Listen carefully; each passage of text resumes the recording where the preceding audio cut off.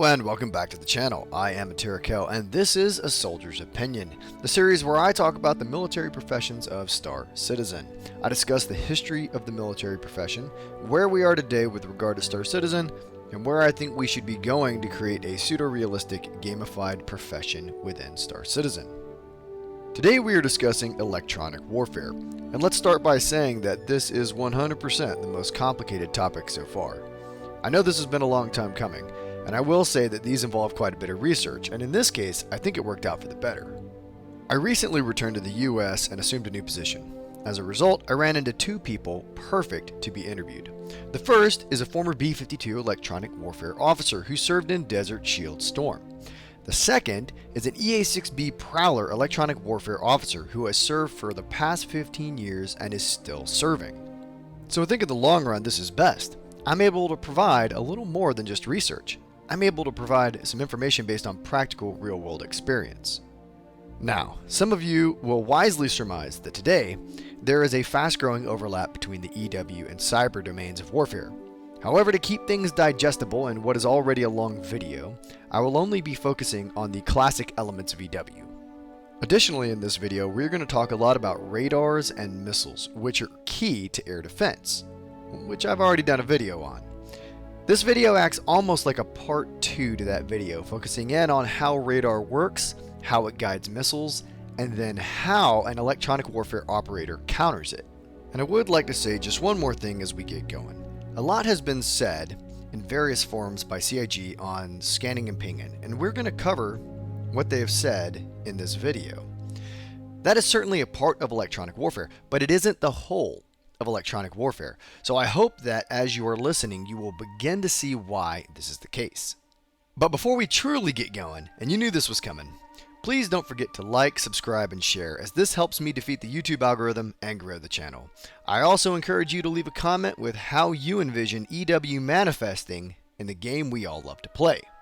As the game is still in alpha and these professions are not fully realized, there is an opportunity, however slim, to influence developers to add just a touch more realism into our mechanics in the right ways, to create game mechanics that are similar to reality, but adjusted to work for the game.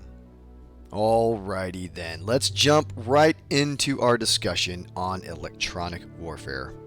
As a quick definition, electronic warfare, or EW, represents the ability to use the electromagnetic spectrum, signals such as radio, infrared, or radar, to sense, protect, and communicate. At the same time, it can be used to deny adversaries the ability to either disrupt or use these signals. So what we are talking about here encompasses far more than jamming and far more than listening. In fact, EW is broken down into 4 core disciplines, which we will get to in a bit. But first, let's talk about the history. The reflection of radio waves by objects was first noted more than a century ago.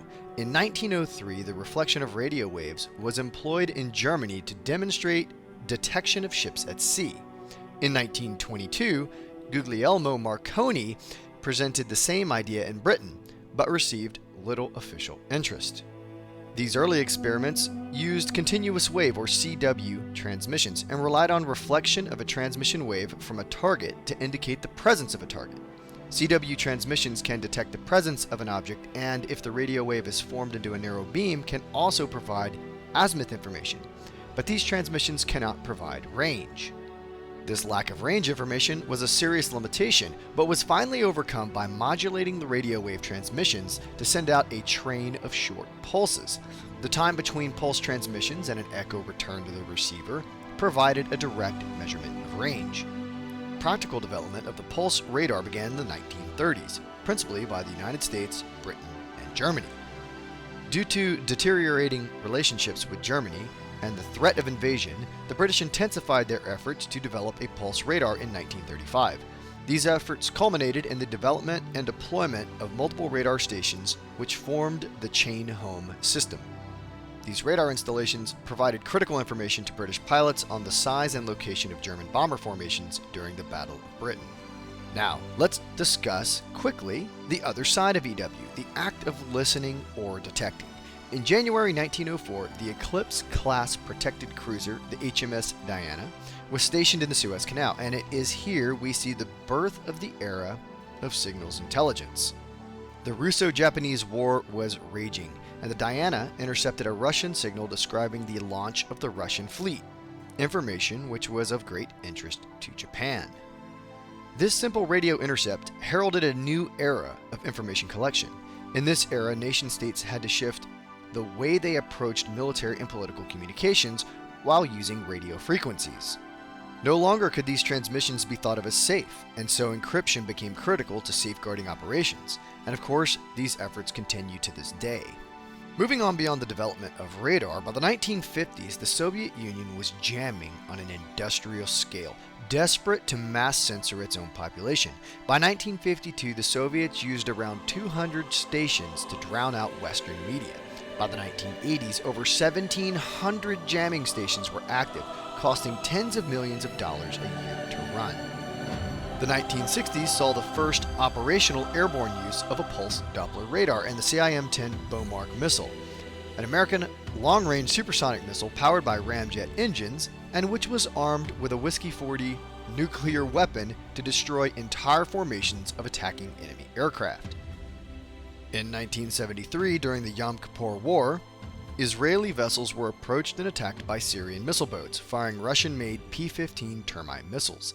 The Israelis used a newly developed EW system to jam the missile guidance systems and returned fire with their own missiles, sinking 2 Syrian ships and damaging a third. This marked the first use of EW in a naval engagement. By the mid-1970s, it became possible to use pulse Doppler radar on aircraft after digital computers were incorporated into the design. Pulse Doppler provided a look-down, shoot-down capability to support air-to-air missile systems in most modern military aircraft of the time. The closing days of 1989 saw yet another huge milestone in the electronic warfare fight. As a part of the U.S.'s invasion of Panama, the U.S. Air Force succeeded in its first combat use of stealth aircraft, the F-117 Nighthawk. Inasmuch as the military historians love to discuss the balance of defensive armor capabilities against offensive weapon capabilities, there is also a delicate balance between EW and stealth. Panama was the first key victory for stealth versus EW detection capabilities, and the two have been battling ever since. Moving on, the 1990s saw GPS climb to the forefront of precision military navigation, almost to the point where it became a crutch that had to be overcome through a return to the basics of compass and map navigation.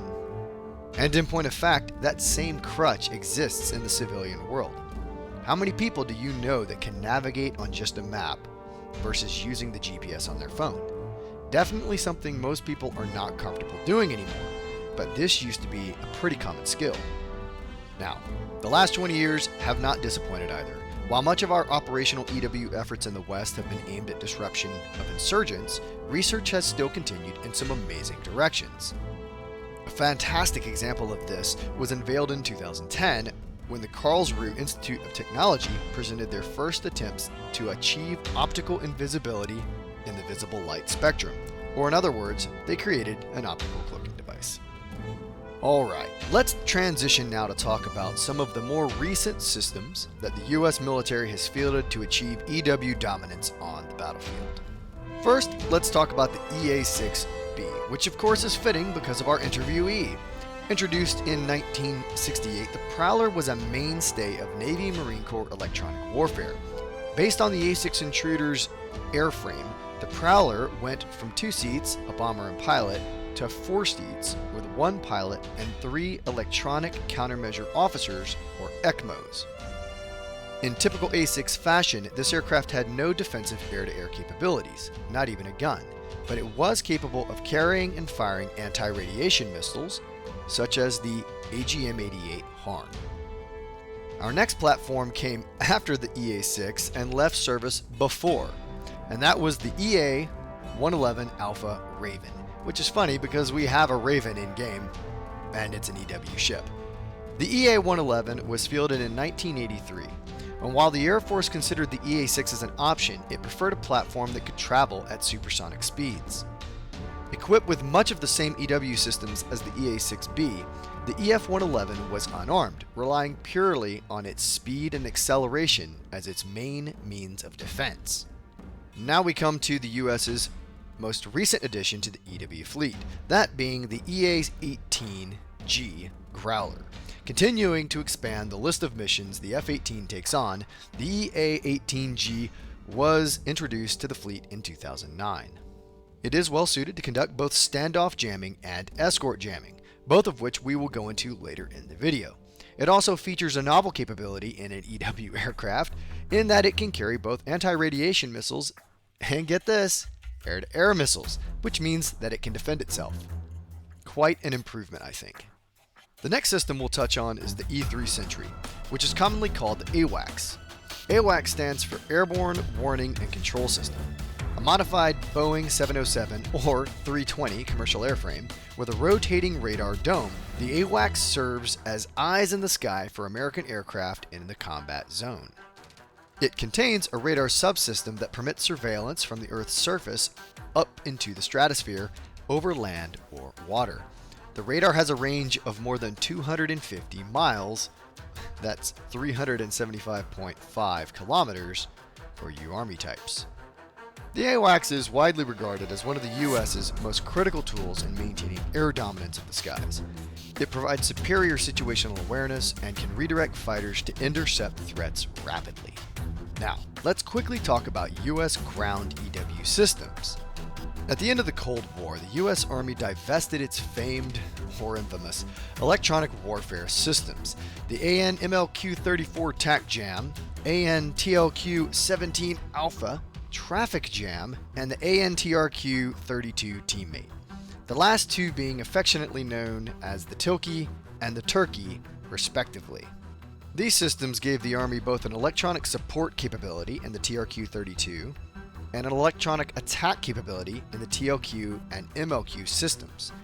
Now, the Army wasn't completely out to lunch, as they did field new systems to fill the TRQ-32's role with new surveillance capabilities, the most recent of which is called the Prophet Enhanced. On the other hand, the Marine Corps maintained both capabilities in the AN/ULQ-19V2 electronic attack set and the AN/MLQ-36 mobile EW support system. But the Marines only maintain a few platoons to operate these systems, and so the US Army is slowly developing a new pair of systems, which it has dubbed the terrestrial layer systems, that are intended to deliver integrated electronic warfare and cyber capabilities to soldiers on the battlefield.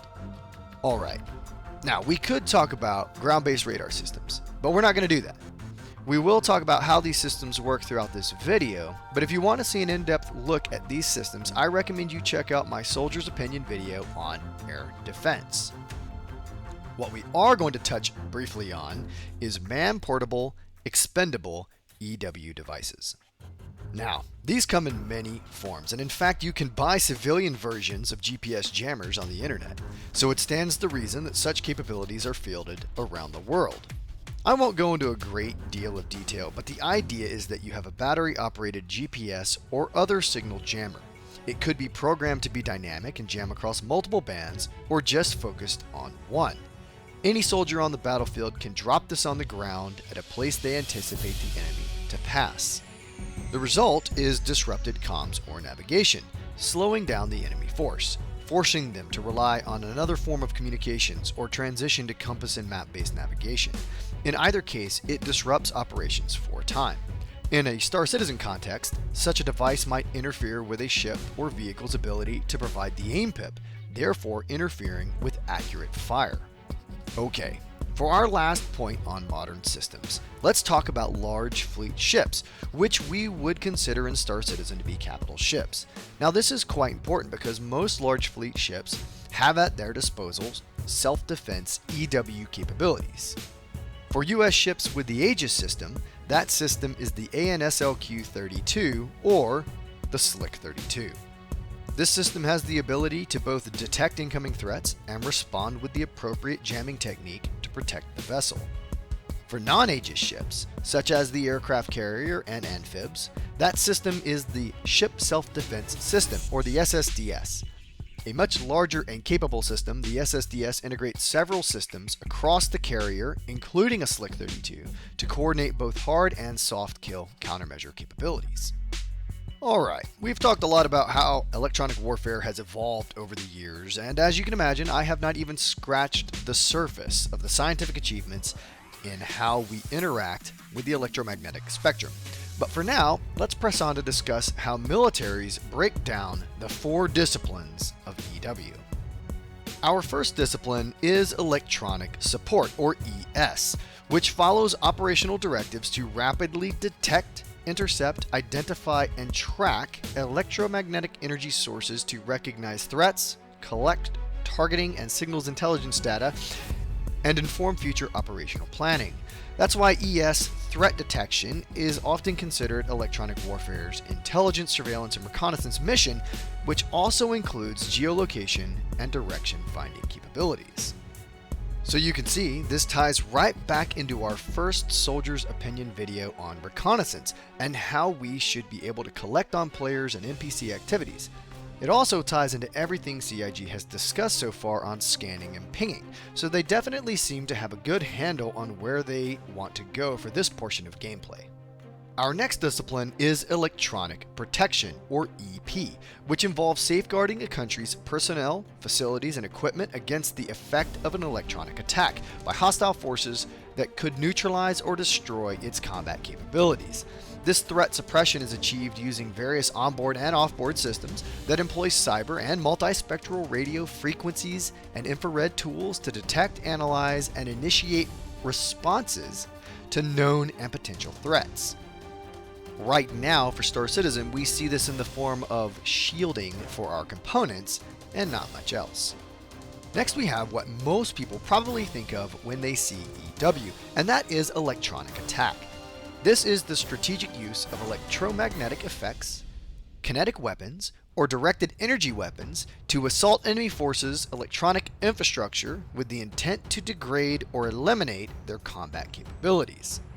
This includes threat analysis and response, as well as countermeasures such as signal jamming, electromagnetic deception or spoofing, lasers, radio frequency weapons, or any combination of the above EW tools to achieve threat neutralization. Now, I will pause here and say that the resources I am drawing from are referring to larger systems that can blanket vast swaths of terrain. However, on modern battlefields, we are already seeing the use of localized tactical electronic attack capabilities, some of which are considered fire and forget, and that you activate them and walk away, never to recover the system. And now, our final EW discipline is mission support, which is more or less the funding and maintenance of all EW systems and the training to ensure that the capability works when it is needed. So if I were to summarize the major components of EW, I would say that we have radars, collectors, jammers, countermeasures, onboard and offboard hardware and software for protection, and modern and traditional weapon systems. And of course, lest we forget, we are talking about the entire EM spectrum, so we can include other signals in the environment, such as radios, GPS, UAS control signals, and a host of other activity to include civilian activity. All of these combine to create the chess game that is electronic warfare. Now, let's take a stroll through just a bit of the technical side of how radiation works, so we can understand what we are emitting, detecting, and potentially influencing on the EM spectrum. Now, this is going to get a bit technical, so feel free to jump to types of radar scan, which I have really boiled down, or anywhere else you would like to go in the video. Alright, let's talk the characteristics of radiation. In order for a radar system to determine range, azimuth, elevation, or velocity data, it must transmit and receive electromagnetic radiation. The frequency of transmitted RF energy affects the ability of a radar system to analyze target return, based on time to determine target range. The frequency of the transmitted signal is the number of times per second the RF energy completes one cycle. The RF signal depicted in this figure has a frequency of 1 cycle per second. The basic unit of measurement is the hertz. 1 hertz equals 1 cycle per second. Most radars have an RF in the millions of hertz or megahertz. Wavelength is a measure of the physical distance between peaks of a sine wave propagated in space, with reference to motion, light, sound, and other properties. The relationship between wavelength and frequency is inverse. The higher the frequency, the shorter the wavelength. Together, frequency and wavelength determine how far you can propagate an RF emission. Another characteristic of radio frequency is polarization. Polarization helps the radar cut through clutter. It is determined by the radar antenna and refers to the orientation of the RF wave as it travels through space. There are two types of polarization, linear and circular. But that is where I'm going to leave that before I make your eyes bleed. Finally, we can quickly discuss the Doppler effect. The Doppler effect takes advantage of the fact that the frequency of RF waves will be changed or shifted when reflected from a target moving relative to the radar. The shifted frequency of the returning RF wave depends on the movement of the object in relation to the radar. This in turn allows the system to determine velocity of the target. Alright, if you want to read more, I've placed the resource I'm using for this discussion in the description down below, and I encourage you to have at it. Now, we've discussed the characteristics of radiation, but let's now talk about the characteristics of radar signals, which is radiation, but we'll approach it from a different direction. Every radar produces a radio frequency signal, or RF signal, with a specific characteristic that differentiates it from all other signals. This is actually pretty cool and useful. These characteristics also define its capabilities and limitations. Pulse width, pulse recurrence time, pulse repetition frequency, and power are all radar signal characteristics determined by the radar transmitter. Listening time, rest time, and recovery time are radar receiver characteristics. So without going any further down this road, I'll just say that these characteristics are going to be key because an EW operator should be able to determine the type of radar they are tracking. It's not a leap for Star Citizen fans to understand the implications for this. If each type of radar has a specific set of characteristics, that means that you could in theory determine the type of radar, which in Star Citizen means that you also know the size of the radar component, and can also then understand what it's good for. Understanding the size of a radar component in Star Citizen tells you roughly the size of the ship, and if you know the radar type and what it's good at detecting, then you can make an assessment on the type of ship you think you were tracking, which allows the player to make an informed decision on whether to engage or to let that ship fly on by. Understanding this, let's talk about the individual subcomponents of a modern radar. Using the most common type of radar, the pulse radar system, as an example, there are four principal components. The first component is the transmitter, which the radar uses to propagate its own signal out. In and of itself, this component is made up of subcomponents, namely the pulse generator or waveform generator, a modulator, and a power amplifier. The second is the receiver group, which allows the radar to receive the reflected emissions and extract the correct information. The most common of these systems contain several components that CIG might seek to replicate. Those are the RF amplifier, a mixer, and local intermediate frequency amplifier, a detector, and a video amplifier. The third major component is the duplexer, which is required when both the transmitter and the receiver use the same antenna. And the final component of the basic pulse radar is the master timer, or synchronizer, which is effectively the brain of the system. Exact timing is key for a radar to be able to get an accurate range of the tracked target. So, if we take our radar identification example from a moment ago, we can now go one step further. Depending on the subcomponents installed in the radar, we might be able to start identifying and recording specific radars, which would allow us to identify ships at range based on their emissions. And notice here I'm not saying radar emissions, just their emissions, because 900 years from now, we may or may not still be using radar. That just depends on what CIG decides to go with. But ultimately, this pre-existing breakdown of radar subcomponents provides CIG with an excellent template for in-game radars. Now, next I was going to talk about radar principles, but ultimately, as I read through the fundamentals, it occurred to me that most of this would not be of use. we have an implementation of radar that works well. And although I'm sure CIG will make some changes, it is clear that whatever technology they envision, it is far beyond current radar capability.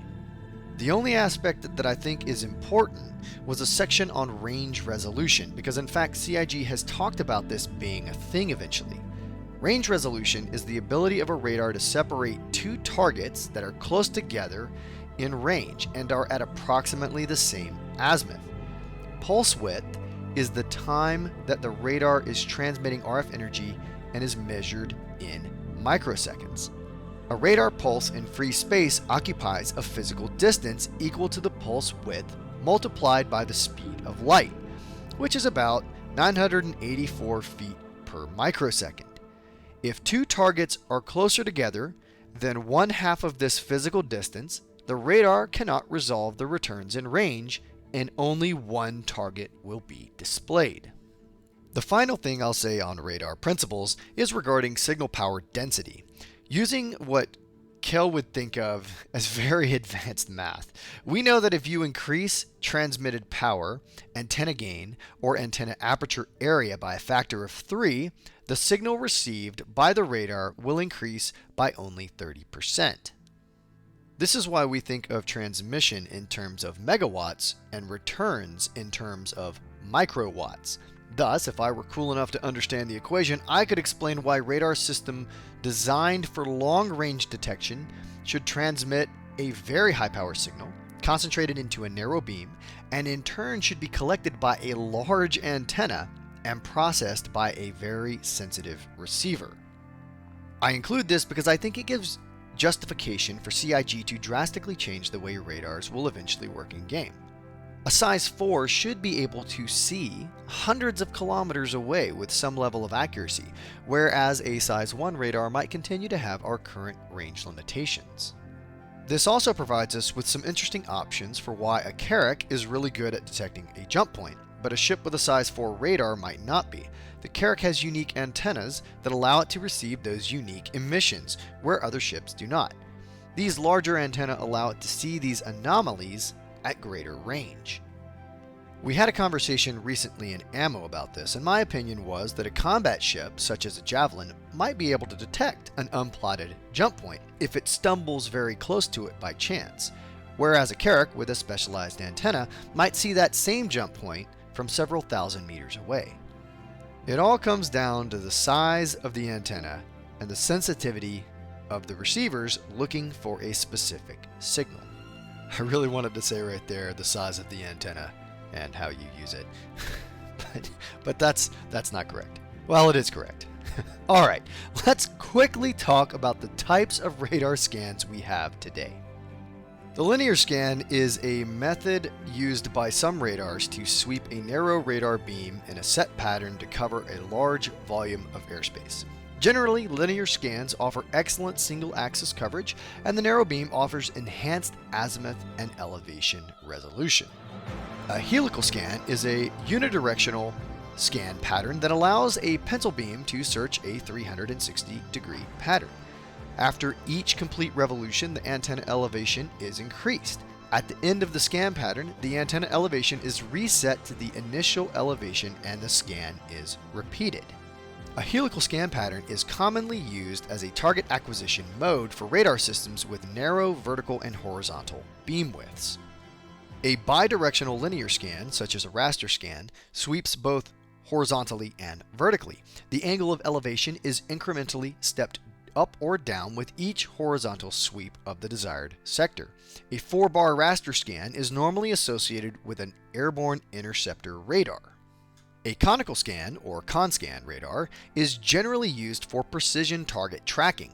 A conical scan radar employs a pencil beam of radar energy that is continuously rotated around the target.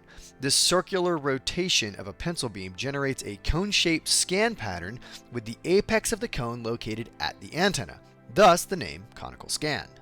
And finally, a track-while scan, or TWS system, uses a technique that allows a radar to track one or more targets while scanning for others. Radar systems with a TWS capability must be able to generate 2 or more distinct radar beams. Now, it seems within Star Citizen, all radars are track while scanned, and that's 100% okay. We are in the future. I don't even think we should necessarily use these types of radar scans in our game. I provide these as an example that CIG might take some inspiration and give us some unique modes that take us where they want us to go with regard to radar scanning. Now, let's move on and talk about radar missile guidance techniques.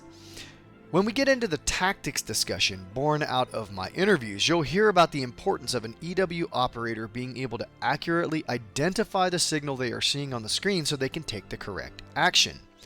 This will apply to ships, of course, but also to incoming missiles. There are three basic requirements for successful missile guidance.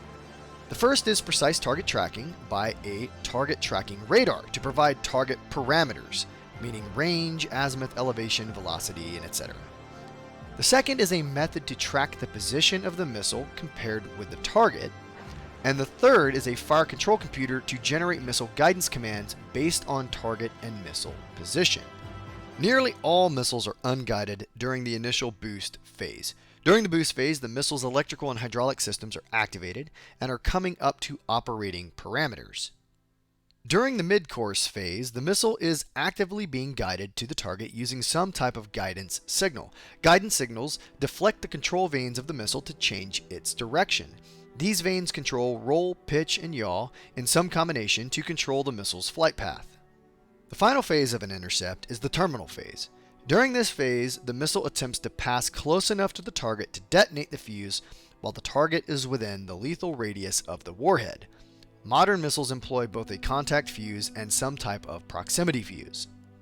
Proximity fuses range from command detonation for command-guided missiles, fractal Doppler gates for semi-active guided missiles, to active laser fuses for IR-guided missiles. For command guidance systems, either the aircraft or the ground station is guiding the missile to the target. Interestingly, this allows the missile to fly a rectified or three-point pursuit geometry during the mid-course portion of the flight. What does this mean? It means that the guidance involves some level of target prediction. This might have some interesting ramifications on missile performance in Star Citizen, to be sure. Three-point pursuit geometry is often used when there is an incomplete range tracking data on the target. This could mean that for a system like Pyro, where flares from the star create interference, this might be the preferred guidance method. Now let's quickly talk about the advantages of command guidance. First, command guidance missiles can adjust their flight geometry throughout an intercept profile. Second, the missiles are uncomplicated since they do not carry onboard computers or target tracking equipment. The fire control computer on the ship or on the ground accomplishes all intercept calculations. Third, the primary intercept profile is the fastest and most fuel-efficient intercept. Fourth, command guidance is difficult to jam since the missile beacon antenna is at the rear of the missile and can be relatively high-powered. And finally, an intercept is possible even without accurate range information by using the three-point intercept profile. But as with all things, there are trade-offs, so let's talk about the disadvantages of command guidance. First, the use of a missile beacon delays the capture of the missile by the tracking radar. This can cause a large dead zone, which equates to a larger minimum engagement range. Second, the accuracy of the intercept geometry is only as good as the tracking information provided by the target tracking radar.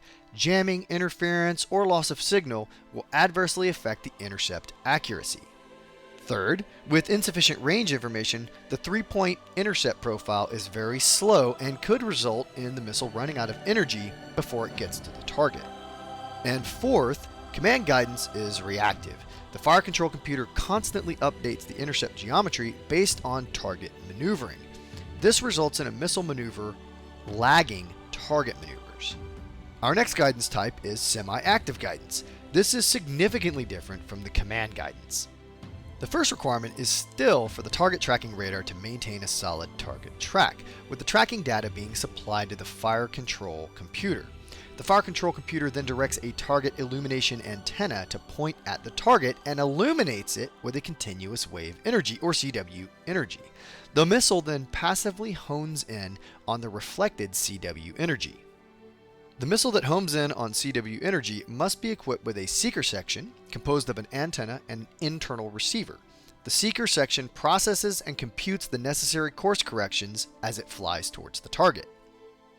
A semi-active guided missile follows the reflected CW energy during the mid-course phase of the intercept and normally attempts to fly a lead pursuit profile to the target.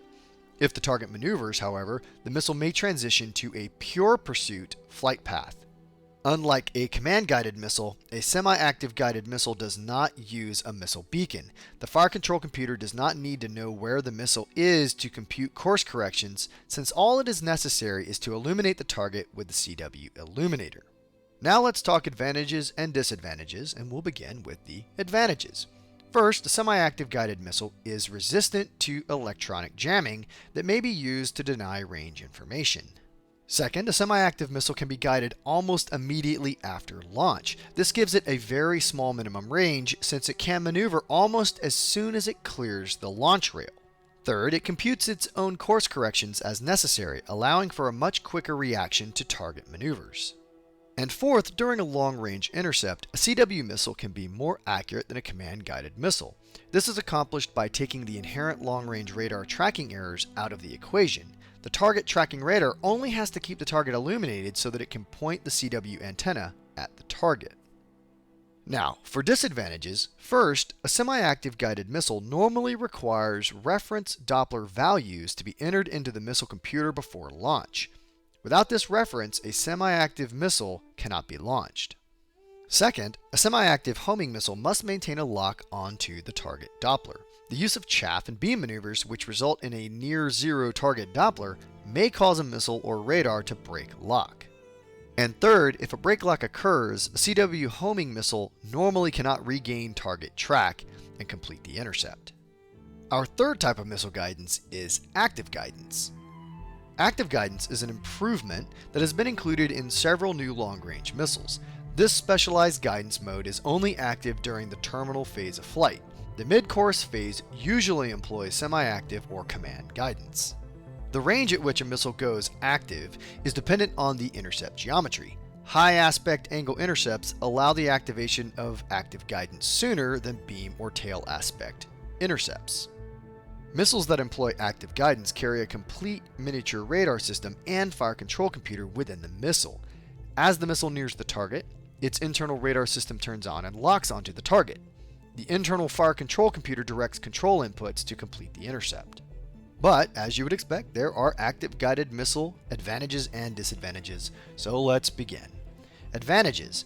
First, active guided missiles are very accurate at long range. This is because they do not rely on the target tracking radar once their internal radar takes over the intercept. Second, an active missile is extremely difficult to jam. It uses a narrow beam, and its relative power is consistently increasing as it nears the target. And third, an active guided missile is a fire-and-forget weapon. Command or semi-active missiles guidance requires the target tracking radar to maintain lock-on until the intercept is complete. In an air-to-air engagement, this means that the interceptor is predictable until the missile hits the target, and vulnerable to an enemy missile attack. An interceptor with an active missile, however, may launch the missile, and once it goes active, can turn around and maneuver defensively. But, as you would expect, active guidance has a few disadvantages as well, so let's touch on those. First, the active homing missile is a complex missile integrating both command and active guidance modes. Second, the missile may still be susceptible to electronic jamming during the mid-course phase of flight. Remember, during the mid-phase, the missile relies on command or semi-active guidance. Jamming the target tracking radar may affect the missile's ability to see the target near the terminal phase. Our final forms of missile guidance are seeker-aided ground guidance and track via missile guidance. In seeker-aided ground guidance, or SAG, and track via missile guidance, or TVM, the target is illuminated by ground-based radar and the missile receives reflected energy from the target. Unlike conventional semi-active homing, the missile does not generate its own guidance commands. Instead, the missile transmits raw engagement data to the ground-based fire control system, or FCS, in order to generate uplink guidance commands. These are both relatively new missile guidance techniques with similar advantages and disadvantages, so let's quickly just talk about the advantages. First, they are extremely accurate at long ranges, where the inherent radar tracking errors may be large enough to cause a miss.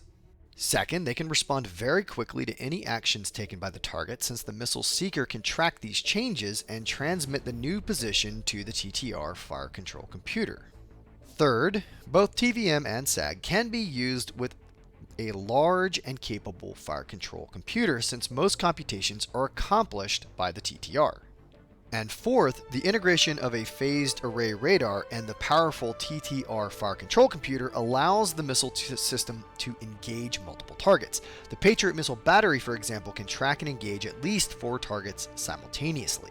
The major disadvantage of track via missile and seeker-aided ground guidance is that they are the most complex forms of missile guidance. They require the use of sophisticated computers to combine radar tracking data and data received from the missile. This required hardware is expensive and demands greater maintenance and logistical support. In addition, the missile itself needs to be large enough to store the appropriate hardware for computations and data transfer. All right, folks, it has been a long road. But let's now talk about jamming. Jamming, as you can more or less guess, is the intentional radiation or re-radiation of radio frequency signals to interfere with the operation of a radar by saturating its receiver with false targets or false target information. Jamming can be an offensive tool or a defensive tool depending on the mission it is supporting. There are 2 basic types of jamming: noise jamming and deception jamming. Noise jamming is produced by modulating the RF carrier wave with noise or random amplitude changes and transmitting that wave at the victim's radar frequency. It relies on high power levels to saturate the radar receiver and deny range and occasionally azimuth and elevation information to the victim radar. Noise jamming takes advantage of the extreme sensitivity of the radar receiver and the transmission pattern of the radar antenna to deny critical information to the victim radar. Deception jamming uses complex receiving and transmitting circuits to produce and retransmit jamming pulses that appear as real targets to the victim radar. A deception jammer receives the signal from the victim radar and alters the signal to provide false range, azimuth, or velocity information. The altered signal is then retransmitted. The victim radar processes this signal, which disrupts the victim radar and confuses the radar operator. To be effective, deception jamming must match not only the victim radar's operating frequency, but all the other operating characteristics. Both noise and deception jamming effectiveness are heavily dependent on another component of EW, specifically Electronic Warfare Support, or ES. ES assets, either airborne or ground-based, provide the threat system-specific radar parametric data and update this critical information based on observed threat system operations. What does all this mean? Reconnaissance, specifically signals intelligence reconnaissance. You have to see the enemy's emission to analyze it. Only then can you take the appropriate action. EW aircraft can normally do both the support and attack function with onboard systems, assuming they have the correct library of information loaded onto the aircraft. There are currently 2 primary employment options for both noise and deception jamming techniques. These options are support jamming and self-protection jamming. Support jamming can be further broken down into standoff jamming, or SOJ, and escort jamming. Standoff jamming is most often executed by large aircraft that avoid entering threat ranges of the enemy air defense, if at all possible. The goal of support jamming is to create confusion and delays within the command and control structure of the IADS network you're trying to defeat. They seek to deny, delay, or degrade the enemy's ability to engage friendly forces. Escort jamming, on the other hand, is a specific tactic used by the EA-6B Prowler and now the EF-18 Growler. These aircraft are employed as an integral part of the attack package and is normally positioned behind and above the attack package. Using noise jamming, these aircraft attempt to deny range and azimuth information to the victim radar by injecting high-power signals into the main radar beam and side lobes. To be effective, these aircraft must be properly positioned in relation to the ingressing or egressing attack packages. So in relation to Star Citizen, an EW ship such as the Sentinel might serve the same role, specifically targeting a Javelin or Aegis to ensure their ability to track and engage attacking ships is disrupted. Meanwhile, aboard the victim ship's bridge, the EW operators are attempting to negate the jamming effects, allowing the ship to defend itself. Self-protection radar jamming targets the radar systems that support jamming cannot negate. Self-protection jamming systems are a part of a self-protection suite that typically includes a self-protection jamming pod, a chaff flare dispenser, and on some aircraft, a towed decoy system. The overall purpose of these systems is individual aircraft survivability. These systems are designed to counter the individual SAM, AAA, or air intercept assets associated with the enemy air defense. They employ deception jamming techniques against the target tracking radars associated with these threat systems. They are designed to break the radar track or generate sufficient tracking errors to cause the missile or bullet to miss the aircraft. With regard to Star Citizen, as far as I'm aware, there are no larger ships that have built-in capability like this, the exception being Chaff and Flare. They would require a Sentinel or some other EW platform to run EW Escort for them. This might be an area for CIG to build in some interesting gameplay for ships like the A1 and A2, and possibly even the Gladiator. Certainly these would not be all-encompassing systems you might find on a Sentinel, but still, it would provide some interesting gameplay. Alright, let's talk a little bit about decoys. A decoy is a device designed to look to an enemy radar more like an aircraft than the actual aircraft itself. Decoys do three primary missions. They saturate the enemy's integrated air defense system, coerce the enemy into exposing his force prematurely, and defeat tracking by enemy radar. Saturation decoys must present an electronic signature or radar return that is indistinguishable from the aircraft they are protecting. Decoys can do this by either passive or active measures, or use a combination of both. They must also possess flight characteristics similar to the aircraft they are protecting, because this increases the probability that the decoy will effectively deceive the IADs for a sustained period of time. A towed decoy is a small jammer that is physically attached to the aircraft. Unlike the saturation decoys that work against the IADs, the towed decoy are for individual aircraft survival. Towed decoys are designed to defeat enemy missiles in the terminal stage of engagement. Therefore, towed decoys, as well as other expendables, are known as in-game countermeasures. Finally, we have expendable active decoys. These are designed to lure the tracking gates of an enemy's radar away from the aircraft. They are in-game countermeasures like towed decoys, but they differ in that expendable decoys freefall or glide to the ground as opposed to being towed behind the aircraft. Our next major countermeasure is chaff. Now, I learned a lot here because I had never really thought about how chaff in particular works. Chaff is constructed of tiny dipole antennae that are cut to very specific lengths. That length is designed to reflect a specific frequency. Different length antennae reflect different frequencies. So you can begin to understand why knowing the types of radars and missiles being used becomes critical, as it allows you to load chaff specifically to defeat those systems. Or if a variety of systems are being used, you can load chaff of varying lengths to cover your bases. But this doesn't even begin to express the complexities of chaff employment. Radar cross-section, or RCS, bloom rate, Doppler content, polarization, and persistence are all taken into consideration in addition to frequency when employing chaff. Considerable research and development has reduced the size and increased the effectiveness of self-protection chaff. There are various chaff sizes, shapes, and materials. Most chaff carried on fighter aircraft are made of small aluminum strips, coated strips of nylon or fiberglass. Typically, a single chaff charge carries multiple lengths of chaff to provide as much spectrum coverage as possible.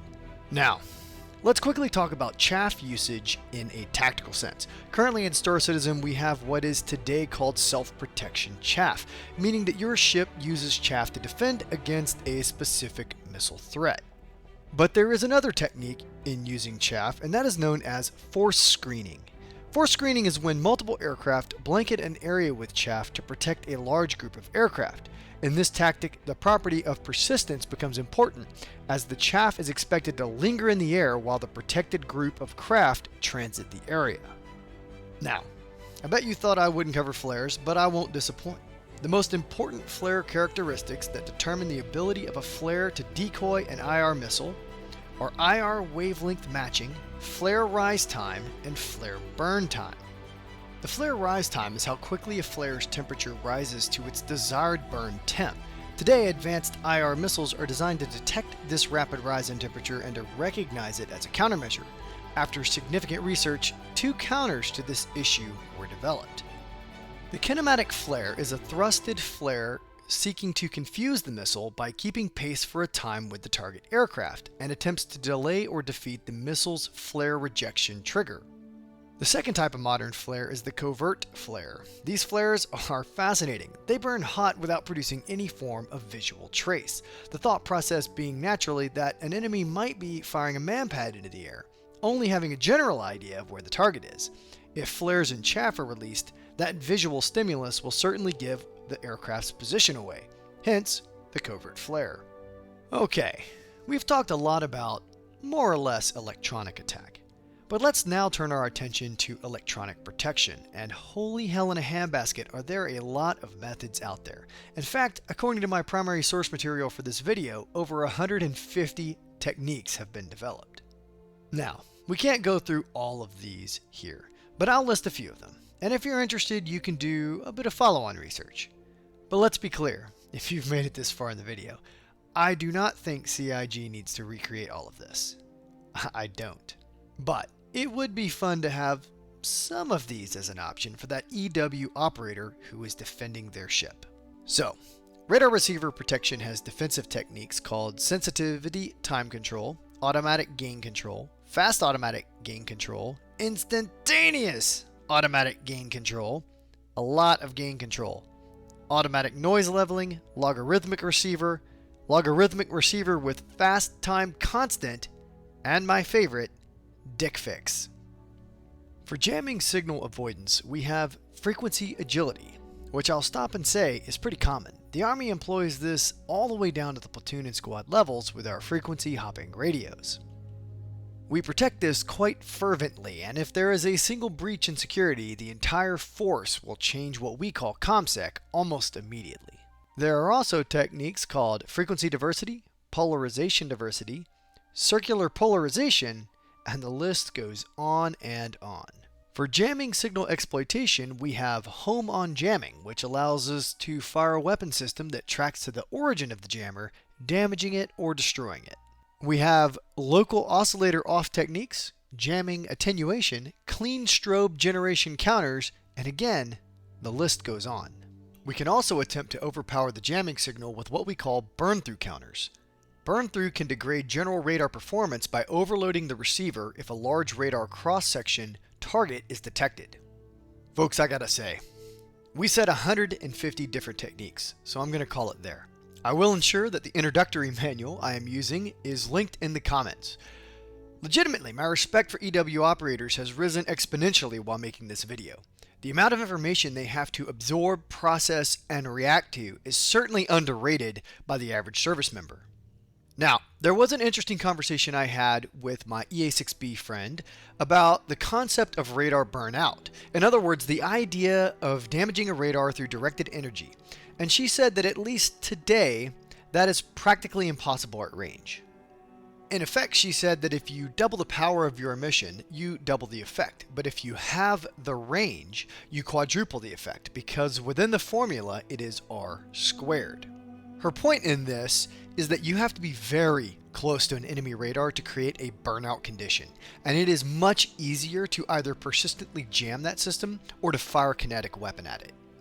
Alright, let's get to the stuff you want to hear. Tactics, techniques, and procedures. As stated earlier, my first interviewee was a B-52 EWO who fought in Desert Shield, Desert Storm. He had some interesting stories to be sure, but to boil it down, the early days of the air campaign saw B-52s flying extremely low to avoid detection. Nap of the Earth. This got them under the radar systems fielded by the Iraqis, but made them vulnerable to AAA or anti-aircraft artillery, and so the Air Force made a judgment call. Due to moderate levels of damage sustained by AAA, B-52s began flying at what we would think of as their normal altitudes for attack. This, of course, brought its own risk because these higher altitudes were defended by sophisticated air defense missiles. Against these systems, electronic warfare was brought to bear. My second interviewee was an EA-6B Prowler first seat a.m.m.o, meaning she was the lead EW officer of 3 in the aircraft. Now, her operational experience is much more recent, and so the threats she was operating against were perhaps less lethal given that her and my generation fought an asymmetric versus a conventional fight. But the outstanding thing is that despite that, her training and knowledge base were still centered on the conventional great power competition type of warfare, and so her perspectives provided some very interesting insights into how things are done today. Now, I'm going to pull from both of these exceptional individuals throughout the coming discussion, but I'm not going to get into the he said, she said of it.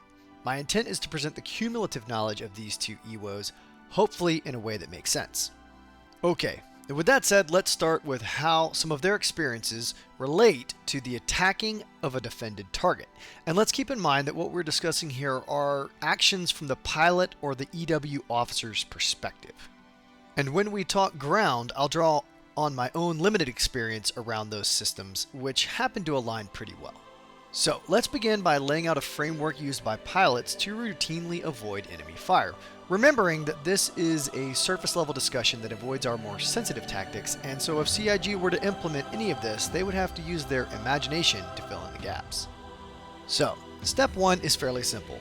That step is to avoid. This is achieved through detailed planning, understanding where each threat system is and going around as many of those systems as possible before you begin your attack on the target.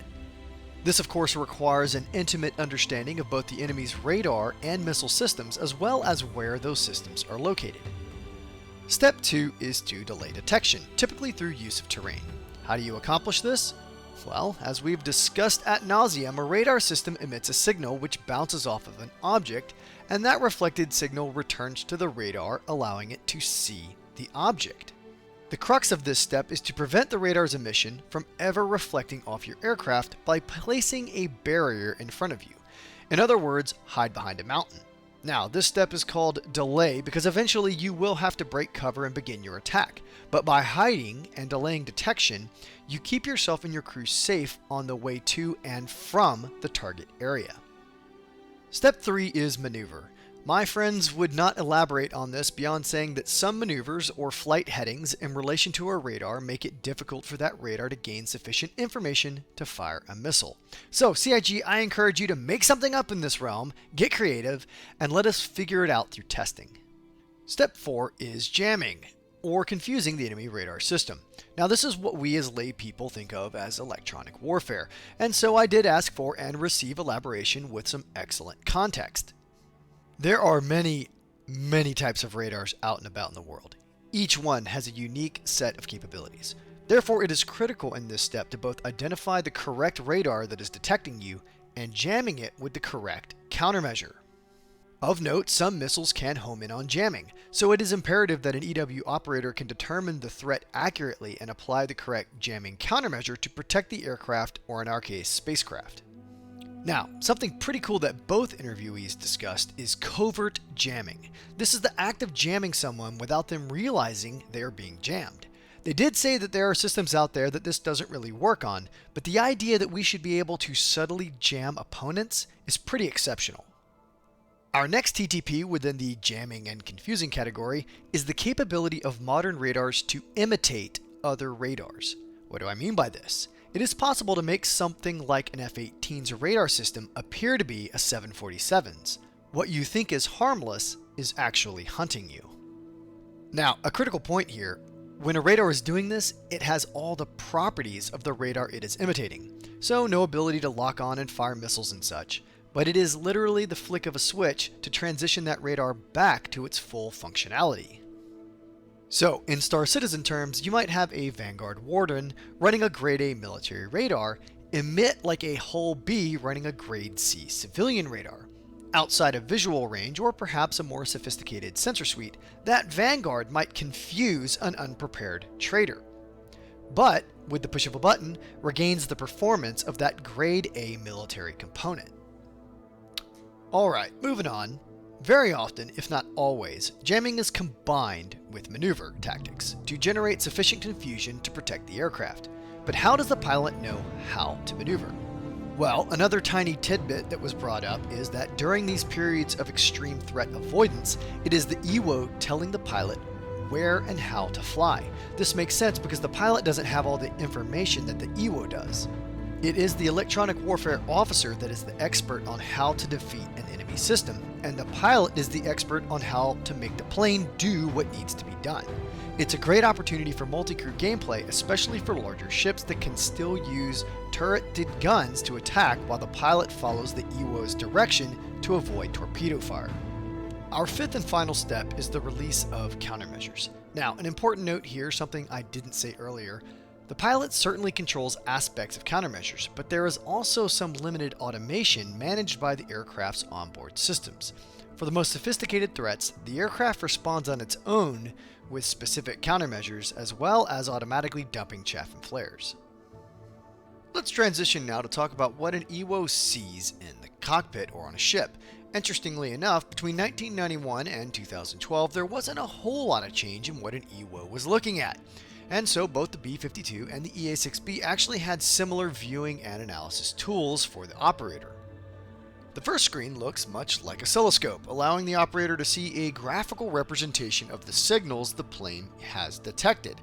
Along the side of that screen was a series of numbers that provided additional classified information.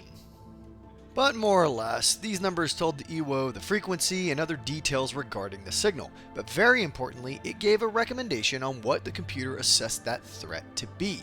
Now, it had a probability of error, and certainly in the past, the average EWO was actually better than the computer at identifying the threat, but technology has since closed that gap. I'll deviate here slightly to say that the computers used in the EA-6B up until around 2012 were similar in computing power as those that we used to go to the moon. We have since upgraded to an infinitely better system, but certainly there were times early on that the operator knew better than the computer what the threat was and how to respond. Now, back on track, these tools are the meat and potatoes of the electronic warfare officer's job, as it allows them to analyze the signal and determine the radar that is being detected. To hear these EW professionals talk about the certification test they had to take to ensure they knew every threat system they might come across by sight, oh man, I am not smart enough for that. If you remember, there was a recent Q&A where the CIG devs stated that an engineer that takes the time to really learn the ship they are an engineer on will pay dividends in combat. If done right by CIG, I think the same could be said for EW. If an EW officer in a Vanguard Sentinel truly learns to recognize all radar and missile signatures in the game and knows the correct counters to them, this could drastically change the results of a fight. The second screen that an EWO has access to is what my EA-6B friend calls a geoscreen. The B-52 had something similar as well, however later versions added a map. This screen effectively provides estimated distance and direction to the detected signal and places that on a 2D map. Now of course we have three-dimensional radar, for lack of a better term, already in the game. Now, I couldn't get my friend who has done shipboard EW in an interview in time for this video. But for the purposes of large ship EW operations, the use of the same two basic screens, but perhaps showing more detailed information and providing a wider variety of responses, would be good for the purposes of Star Citizen. Another aspect of electronic warfare that exists outside the EW community, but exists broadly across the entire Navy, is emission control status, or abbreviated EMCOM. I think all the Navy folks just rolled their eyes a bit. EMCOM is the intentional act of a ship shutting down all emissions to minimize its EM presence on the spectrum. It can be used for non-combat related situations such as when a sailor dies. The ship in question will lock down all external comms until the family is notified. But in a combat environment, it might be used to attempt to hide the movements of a ship, making it as stealthy as possible. Now, in Star Citizen, we do have some measure of control over this by lowering our power output, and CIG, like 10 patches ago, gave us stealth mode on our power MFD so that we can try to run silent. EMCOM is much the same thing. Alright, our final TTP is the act of EW conditioning. This is the act of setting an intentional pattern of electronic warfare activity and usage during a mission so that at a later time you can deviate from that EW attack profile to create confusion on the battlefield. But of course, to do this, we'll need many of the tools that we have discussed here. Now, very quickly, let's talk about the ground aspects of EW beyond the use of radars. I have had the opportunity to sit in an electronic support collection capability fielded to the opposing forces, or OPFOR, at the National Training Center. This system was a slightly less capable system when compared to our fielded Prophet systems. The purpose of this system was to collect on the training brigade and report their locations to the OPFOR. It actually had similar screens to what we have talked about for aircraft, oscilloscope and a geoscreen that allowed the operator to report the geographic location of the detected unit. The OPFOR then used that information to call artillery or set up an ambush. It is truly fascinating to see the electronic signature of a 5,000 person unit spread out over kilometers executing a mission. It also really brings to light how careful we have to be as soldiers on a battlefield with regard to how often we emit, and this includes simple things like talking on the radio or turning on your phone. So too, now, as I mentioned earlier, the Army is beginning to research new electronic attack capabilities that will allow it to disrupt the communications of an enemy formation. This has the potential to serve as a key battlefield enabler, and I'll quickly explain why.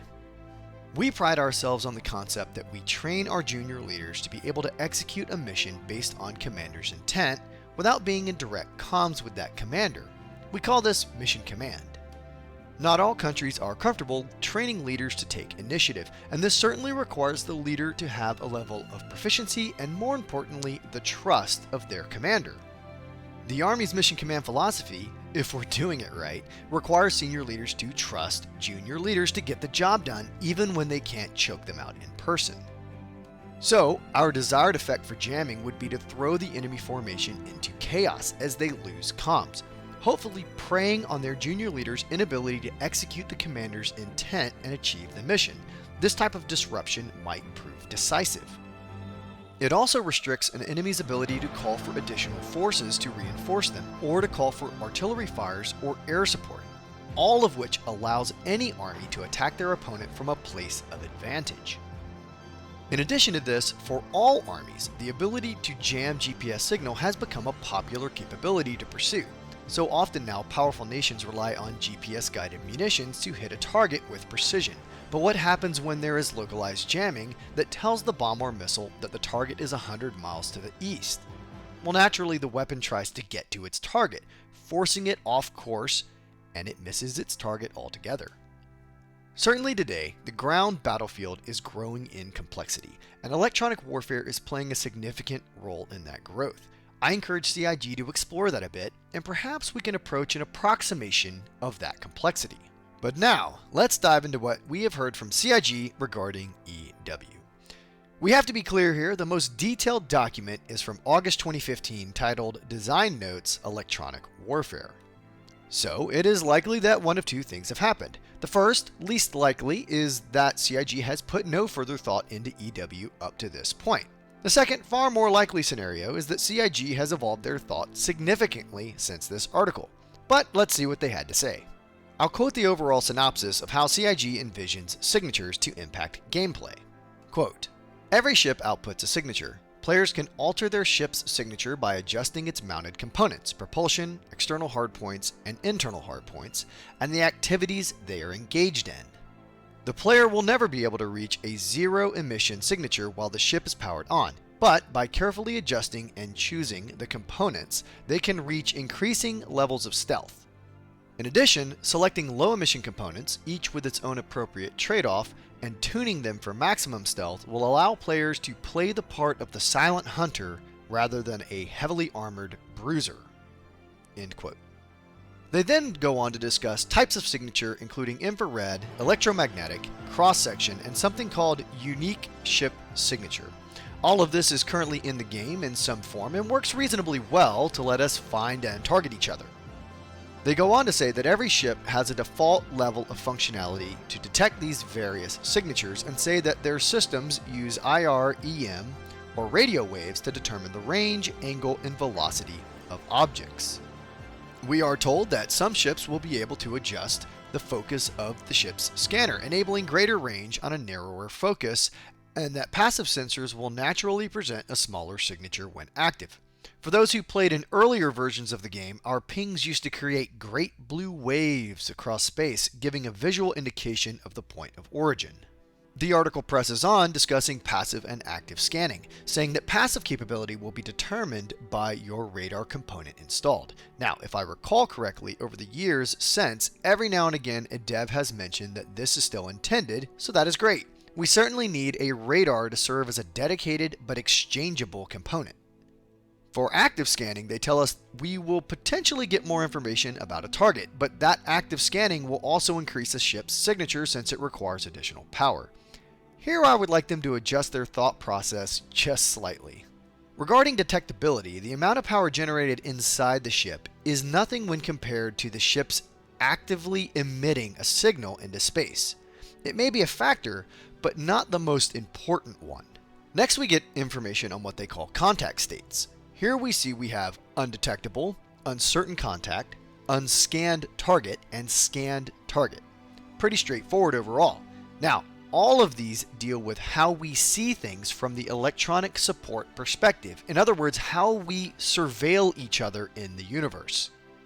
Let's now talk about how CIG addresses what they term as offense-based EW. The first is EMP, or electromagnetic pulse, which we already have in the game. Now, this capability ebbs and flows depending on how CIG chooses to balance the game during a given patch. There have been times when EMP was very, very strong, and others where it was no use at all. And of course, since the game is in development, it will change again. Next we have distortion, which comes in the form of distortion weapons and thus creates distortion damage. Like EMP, but using direct fire weapons, distortion weapons disrupt power flowing through the ship and can temporarily disable the ship altogether.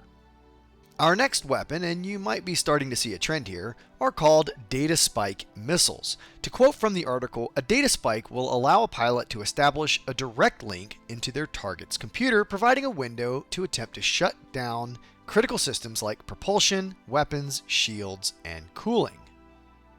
Okay, that's pretty cool. In a world where EW and Cyber are already beginning to see some overlap, I can see the Star Citizen universe seeing them as one and the same. But here's the kicker. The last few lines of this paragraph are the most interesting. They read, "Beyond data spike missiles, there will be additional special equipment to engage in ship-to-ship disruption, such as aggressive avionics modules and hacking arrays." Okay, now all of that sounds funny and not quite right based on what we have talked about in this video. But CIG is on the right path. When you merge the first sentence with their last bullet, you get something fun. It reads, special equipment. Special equipment includes ship-mounted antenna systems and custom avionics modules to aid with storage, decryption, and encryption of transmissions in a local space. So, if you add those two lines together, special equipment to engage in ship-to-ship disruption includes ship-mounted antenna systems, we start to approach reality. The final line under offensive-based EW is signal intercept, which we know now is simply misclassified. This is clearly an electronic support function, but it is great to know that CIG is thinking in this way. Alright, now we aren't done yet. For defensive-based EW, we get only the most bare bones idea, and they all surround countermeasures. EM flare? Okay. Heat chaff? Okay. Data chaff? Still weird. And decoy missiles? Now that one has promise. Now, of course, CIG retuned their idea of countermeasures in 3.11, wherein all countermeasures worked against all missiles with varying levels of effectiveness. Decoys replaced flares and noise, formerly chaff, becoming an area of effect signal blocker. And they did say they want to expand our roster of available countermeasures in the future. So, what ships do we have available for EW gameplay? Out of 158 unique ships, I would classify 13 as having a focus on electronic warfare. Let's begin with the available ships for electronic attack. The Anvil Hawk is your lowest price point for entry for a ship that comes with an EMP device. A dedicated entry-level bounty hunter ship, it has commensurately the least effective EMP. The Aegis Warlock is your next price point up, and is a pure fighter with EMP capability. Next is the RSI Mantis. This ship introduced quantum enforcement and interdiction to the game and is an exceptional addition to the lineup because it isn't just a pulse, but emits a specific signal designed to interfere with another ship's ability to function. A fun point of interest, CIG has said that using this ship without authorization will eventually draw the ire of local authorities and possibly the UEE Navy. Next on the list is the Drake Cutlass Blue, which cannot quantum interdict, but it can quantum enforce, meaning that it cannot drop a ship from quantum, but it can prevent a ship from jumping away. Purpose-built for bounty hunting, this is the next step up from the Hawk for that career field. And now we come to the Aegis Vanguard Sentinel, a top-tier heavy fighter with a built-in EMP. Of all the ships on this list, this ship, in my mind, should fill the role of the EA-6B, EF-111, or the EF-18G Growler. While it only has an EMP at present, the interior clearly is designed to house more sophisticated and nuanced capabilities through the use of its AR cockpit, and hopefully CIG will draw some inspiration from this discussion and add similar capabilities to the Sentinel. Next on our vehicle list is the Aegis Sabre Raven. One of the rarest ships in the game, this ship could only be acquired via promotional campaign with Intel for their Intel Optane SSD. This ship carries a size 2 EMP and sports a uniquely beautiful design, and along with the Mustang Omega is one of, if not the rarest ship in the game. Now, there are two ground vehicles that have electronic attack capability.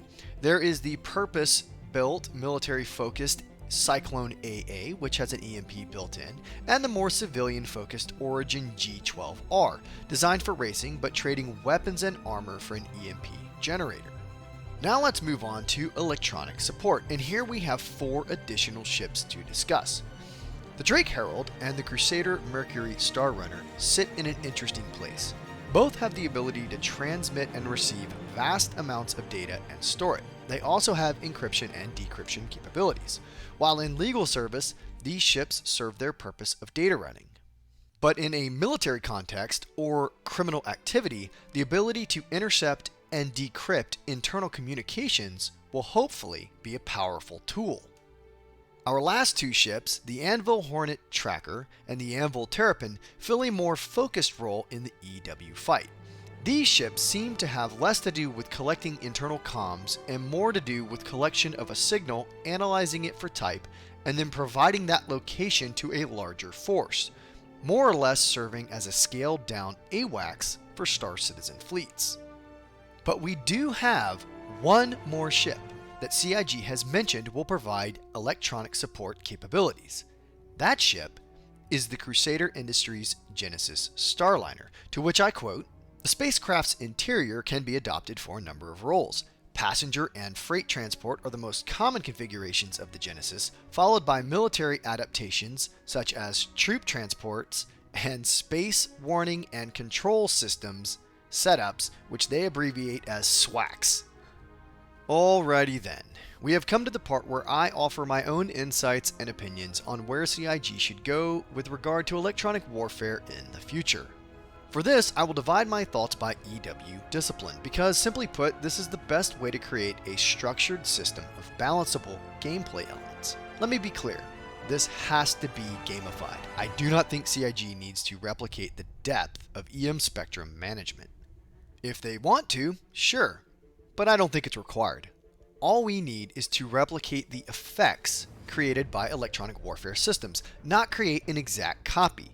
And so, with that caveat, let's talk about electronic support.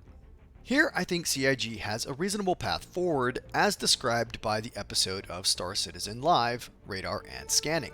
In that video, Mark Abbott said that CIG is unsure what skill-based scanning will look like. Well, this is it. Detailed and analyzable EM signatures that allows the player to deep dive into the contact they are looking at. I am a little worried about the idea presented at the very end of that discussion at roughly the 55-minute mark that talks about passive scanning will only work for things in your immediate area. This is an issue because signal strength, receiver sensitivity, and the ability to sort through clutter all play a role in receiving a signal. CIG needs to take this into account. Recon ships can only get so close before the threat becomes overwhelming, and the likelihood of being visually spotted is too high. These ships need the advantage of advanced sensors capable of receiving at great distances to mitigate the risk and allow them to function in the military ecology of professions. Moving on, there needs to be a clear and present advantage to using an active radar setting on ships, ground vehicles, and ground defense structures. A clear advantage to emitting a signal. Maybe a missile can't be used unless you are using active radar. Maybe it's a range thing, and with active radar, the range gets a massive increase. This would then allow the EW operator to see, evaluate, and analyze a contact, as well as give them or the ship captain decision space to choose a response course of action. The other big piece here, and this would be a long way off, would be to implement a system to allow an EW operator to receive and decrypt enemy comms, specifically being able to hear the internals, or in other words, hear what is being said by players on that frequency. For player interaction via the MFDs, I recommend that we work through what we have today, an oscilloscope and a geoscreen, or in our case, a three-dimensional representation of the area around our ship. It offers the deep gameplay of having a skilled EW operator, recognizing a unique signature, and understanding the best way to disrupt or counter it. This is key to electronic support as a function. Ultimately, electronic support boils down to being able to see and analyze a signal so you can determine if you need to attack or defend against that signal threat. Building on electronic support, let's talk about electronic attack. Now, by now we all know that jamming can be used offensively or defensively. It's all about how you use it. So for electronic attack, we first need to be able to detect and evaluate a signal. Once we understand what the signal is, we need a roster of jamming attacks, both broad and focused, some of which are more or less effective depending on the radar system we are trying to attack. This would encourage diversity of radars and possibly radar subcomponents, as well as possibly some unique EW components that might be equipped for additional effectiveness. In the same vein, I would suggest that CIG investigate deception jamming. To sum it up, this is the ability to jam someone by altering the signal to provide false range, azimuth, or velocity information. This, by its very nature, is covert, jamming someone without them realizing they are being jammed. Another capability that would help create a more complex environment would be the ability to execute electromagnetic deception or spoofing. This would mean that you could make your grade A military radar look like a grade C civilian radar. This might be achieved via blades. Each blade allows you to emulate a different radar. Finally, let's talk missiles. We know that CIG is playing with the idea of a data spike missile. This is fine, and of course represents the growing closeness of the EW and cyber domains of warfare. But to add to the missile roster, I think it would also be interesting to introduce new missiles and torpedoes specifically designed to hone in on jamming signals. Now let's press on to electronic protection, and of course our first stop here is protective jamming. Is there an EM missile inbound? Jam it. Does the missile manage to continue to track to the target? Well, for a large ship, you might have point defense. This allows CIG to create layered defenses for our capital vessels and possibly for a few of our smaller ships. Additionally, for every electronic attack, there should be some form of mitigation tool that the player can use to counter it. Call it an roster of electronic countermeasures. I also think it is safe to say that electromagnetic deception might also have a place here. If you can either convince an enemy that you are a very high threat so that they avoid you, or instead convince them you are no threat at all, which might make someone think that you aren't worth the time, both of these situations might be useful. Moving on, enabling some ships to generate enough power to both burn through jamming and or filter out jamming is key to protection, especially for larger ships with larger power plants and high levels of computer processing power to manage the filtering task. Now, this is another opportunity to offer unique blades for protection. Here we might see blades for adding filtering capabilities, or those blades might offer unique jamming techniques to help deceive missiles. And finally, for electronic protection, I'd like to see a broader inventory of decoy and noise countermeasures, perhaps allowing us to tune our countermeasures to the threat we expect to face. So too, I think the noise missile would be a good addition to the missile lineup. Also, I would love to see some persistent noise so that we might create the force screening effect that we discussed earlier in the video. To address our final discipline of EW, mission support, I'll offer this. This is yet another maintenance opportunity for engineers, or if you want to be more lifelike, the EW operators themselves. Perhaps EW ships have unique components like the giant lightning machine in the back of the Warlock that require some sort of routine calibration or maintenance to remain effective and relevant. This might just be a simple minigame, or it might be the replacement of parts that wear quickly. Or perhaps just make the EW component wear like any other component, and eventually it has to be replaced. Now, I did ask my EA6B friend, if you had to replicate EW in some form of gameplay, what would you say is the most important thing to replicate? Her response was to replicate enough of the EW spectrum that the game can introduce ambiguities to the operator and the system they are operating. This would create a spectrum of accuracy, or if you prefer, confusion that the operator will have to parse through to give an accurate assessment. This is on top of what the enemy might also introduce to the environment via active measures we have discussed here that further complicate the EW operator's job. Her second recommendation was creating an environment where planning makes a difference. In other words, like my opinions on bombing, if we conduct reconnaissance, load the correct data sets based on that recon, then execute the mission, you should be able to create significantly more potent effects on the battlefield. Her third recommendation was to allow the operator to reprioritize the system's responses when things change on the battlefield. Her point here is that while you can continue to emit indefinitely, there are only so many targets one system can affect, and so if a new, more dangerous target enters the battlefield, you should be able to reprioritize to protect yourself. Now, let me give just a couple more recommendations for gameplay. First, let's talk about NPCs. I think EW would be a reasonable role for an NPC to fill on a bridge. It is complex, but as captain, you should be able to quickly designate the most dangerous threat, and the NPC can then direct the EW suite of tools at that enemy vessel. It certainly won't be as good as having a living, breathing player that understands the game loop, but it would help generate that complex environment. And finally, my last recommendation is this. CIG, I don't think we need a capital class vessel dedicated to electronic warfare. All capital ships should have this capability. They should have the ability to execute all 4 of the EW disciplines when an enemy ship is in range. This is how it is done in real life, and so too, it should be this way in the game we all love to play. And that is it. If you are still here, you are truly a trooper, and I thank you. I know this was a complex video, and I hope you have learned as much as I have, and I hope you enjoyed it. Don't forget to like and subscribe if you want me to continue to work my way through the military professions of Star Citizen. And if you are looking for an org to play the game with, come check out a.m.m.o. We are a low-stress, lawful org that wants to experience as much of the game as we can. Links, as always, are in the description down below. And with that, I'll see you in the next one.